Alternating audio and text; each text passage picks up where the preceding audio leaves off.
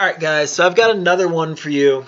Um, if you haven't seen the first video in this series, definitely start with that one. But basically what we're doing here is we're dealing with 128s, and what those are is they're stacks of samples as opposed to one sample, right? And so if you have a stack of samples where you normally work with one sample, then you can quickly cycle through them, and there's sound design options. It's great, right? And I'll show you some of the reasons why, but if you haven't seen the videos, go start with the video number 1 in this series. But this video, we're going to go through what I call slice 128s, which is kind of a misnomer because you can actually only have 64 slices, right? So where that comes from is it's built out of a simpler, right? And it's built out of a simpler specifically in slice mode, hence the name slice 128s. So watch how easy this is. So I'm going to take this sample, right? And I'm going to drop it in here, right? Now see how all these blue slices are all on the left side? So I'm just going to pull down the sensitivity knob, right? And you can see how they're spreading out off to the right. Now where I like to put it typically is wherever the slices start to first pull back from the end of the sample, right? That's when you have 64 slices. After you get more sense than that it pulls back, it's detecting more transients earlier on, and it's deciding to add more than 64 earlier on, or add 64 earlier on, and so you don't get to the end of the sample. So this tends to be the most spread out. You can double click, and I believe this actually works, right? So I believe, right? Yeah. So you notice that we can manually add these even though we're not in manual mode, right? So if you want to add a bunch of slices, I believe it still only detects 64. So if we add more slices, you can see the lines at the end disappearing, right? So every time you add a slice, you are losing a slice at the end once you get to that 64 limit, but you can put them where you want them, which is nice. I'm going to have a few of these templates to give to you, but you saw how fast it was. We basically just drop in some long sample and we chop it up, right? And we have it basically automatically chop it. So if you do like a big long sound design session and you're like twisting knobs and you're just resampling the whole time, right? Like say you're on audio and you're resampling, right? And you're just doing crazy stuff and you're just like, oh, I'm going to record this shit, right? Right. Shit's going crazy, etc., etc., etc. You just grab that, throw it into one of these things, and bam, you have this way to access it immediately. And yeah, you can always look through and find the gold in there and everything and make samples out of it, individual samples. But this is a really, really quick way to access those sorts of things. Also, if you've got say a Shakespeare performance or something like that, you could put a slice on all of your favorite lines and stuff, and you could access them all really, really quickly from a single slot, right? And what you would do is you just be like, oh, this is a good line or a good sound, this is a good one.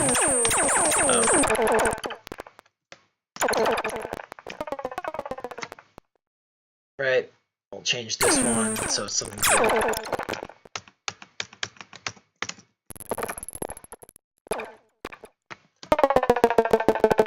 Right, so now you just play this.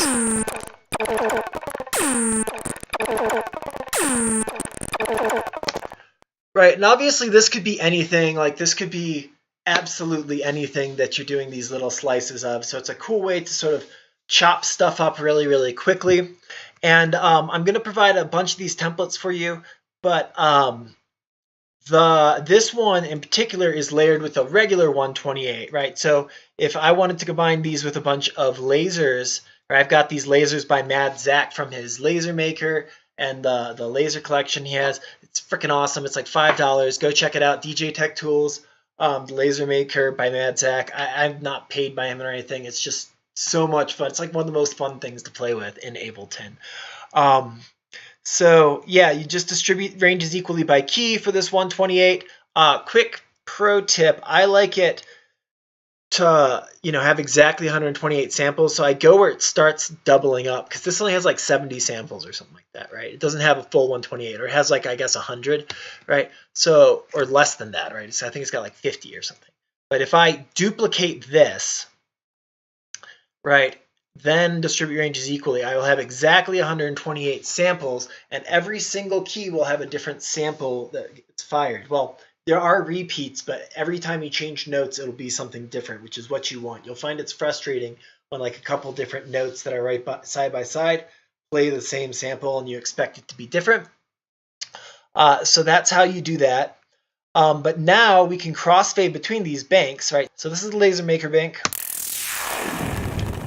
right? And then this is the little slice 128 bank we just made. Right, pretty cool. So we can blend those together.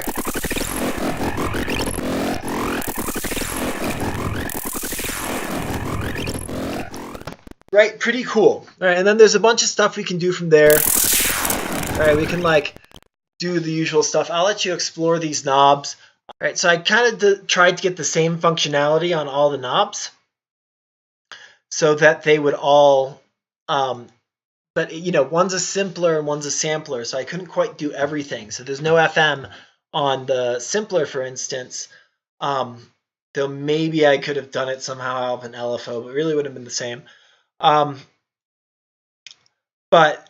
I gave that as an extra knob to the filter resonance on the simpler side, right? And I'll have another template that doesn't have a filter in there at all, because it's kind of easier not to have knobs and to actually just dive in and grab the XY thing. Just because, you know, then you can control the X and the Y, like the resonance and the cutoff at the same time. That said, yeah, you can, most everything else works. I want to say a little bit about this release, right? So it's kind of weird. Even though this is grayed out, you can still work with pitch envelopes in the simpler.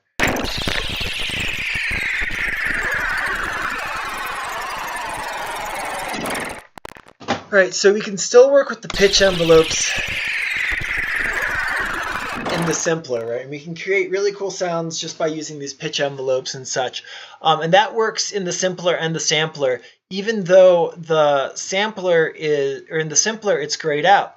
The other thing that's grayed out is the amplitude envelope, but you can't use that, which is kind of problematic, right? So you kind of just get an instant attack, but you can control that with the fade in. Right, but then the fade out is like the release.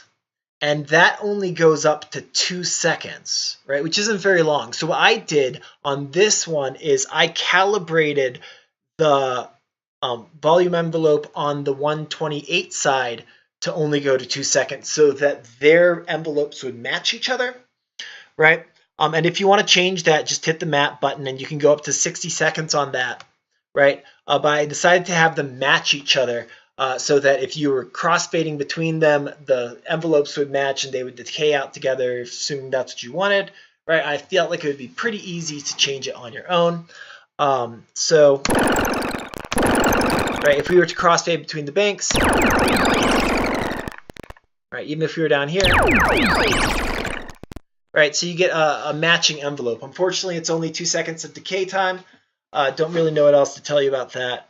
So the last thing I want to sort of talk about is this pitch knob, right? So if you recall, you only have 64 samples on the simpler side, right, on the slice 128. And you have 128 samples, obviously, on the regular 128. And so in order to actually get the samples to switch up, right, you have to be within the bounds of the 64. So this lets you shift those 64 samples towards whatever range of 64 keys you want. So if I keep hitting C and I shift this pitch knob, we'll keep getting different samples.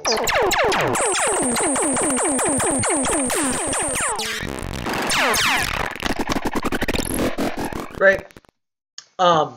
Which is great. You know, it's exactly what we want. And that block of 64 can land wherever in that 128 that you want. You can also use these on the 128. You know, sometimes it's nice to throw a pitch device on your 128. And then you can like say if it's on a drum cell or something, I'll often do it by the note send on the drum rack itself. But sometimes it's nice just to have a pitch device there and have it change with the pitch device, you know. Both work just fine. But that's basically it, you know. So, you know, you've got a quick way to slice up your long samples into something that resembles a 128. You're going to have some templates that will be in the description to get them to play nicely with your existing 128s. And also I'll have templates where it's like multiple of these slice 128s that you can layer together in these banks and everything like that, in case you've got like a handful of things that are on the same like sort of aesthetic that you want to layer together. And you know, if you have any questions, just leave them in the comments. You know, if you find any really cool uses for these that I haven't figured out yet, definitely put that in the comments. Or if you further evolve this technique from beyond you know, where I got it from, which is from ill.gates. I'm part of ill.gates Producer Dojo, which is amazing. I can't recommend the Producer Dojo enough. He's a really good teacher. And I got these bloopy samples from him too. So that's another thing worth mentioning, is he gives a lot of presents to his students, including like all these long samples. So yeah, definitely, you know, if you come up with any more innovations, like I'm always looking to like up the game of what's possible, and like what helps you crush it when you're actually writing music is just having these tools already ready available to you really makes a big difference, you know, as opposed to just kind of fumbling one sample at a time. You can throw whole stacks of samples or have a pre-sliced up long sample such that you can get at stuff really quickly, right? That shaves off all this, you know, time and effort from your production process and really lets you create better music quicker. So enjoy, guys. Check the link in the description for all these templates, and I will catch you on the flip side. Peace.